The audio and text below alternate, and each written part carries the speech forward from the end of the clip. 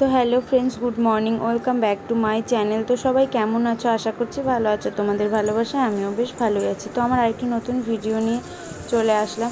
তো সকালবেলা ঘুম থেকে উঠে বাসি কাজকর্ম করে স্নানও হয়ে গেছে, তো সোজা চলে আসছি রান্নাঘরে। তো আজকে মঙ্গলবার, আর আজকে পুরোপুরি নিরামিষ হবে। ওদিকে মাও স্নানে গেছে, তাই আমি এদিকে সবজিটা কেটে ভাতটা বসিয়ে দিলাম। ওদিকে বাবা বাজার থেকে পনির আনছিল, পনিরটাকে ভিজিয়ে রাখলাম। এদিকে আলু ভাজাটাও বসিয়ে দিয়েছি।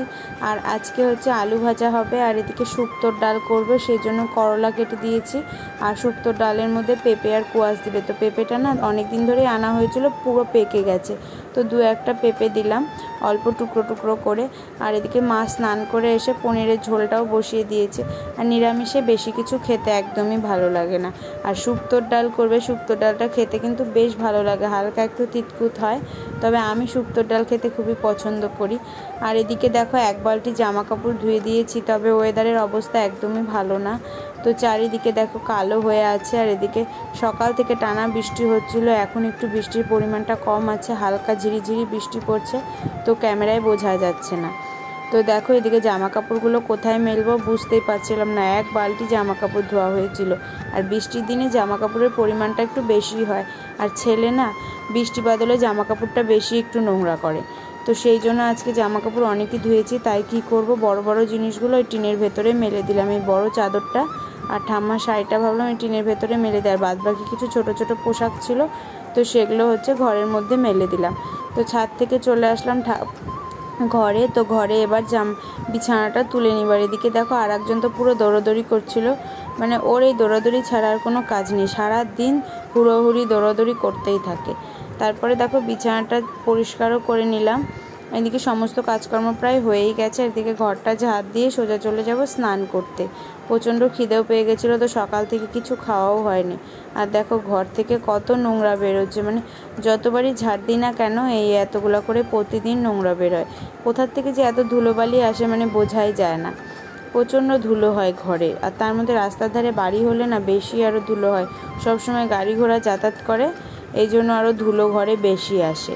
তো সেই জন্য দিনে 3-4 বার যতবারই ছাদি ততবারই এতগুলো করে ধুলো বেরোয়। আর এদিকে হচ্ছে বাবা হচ্ছে দইও এনেছিল, আর দইটা কিন্তু খেতে বেশ ছিল।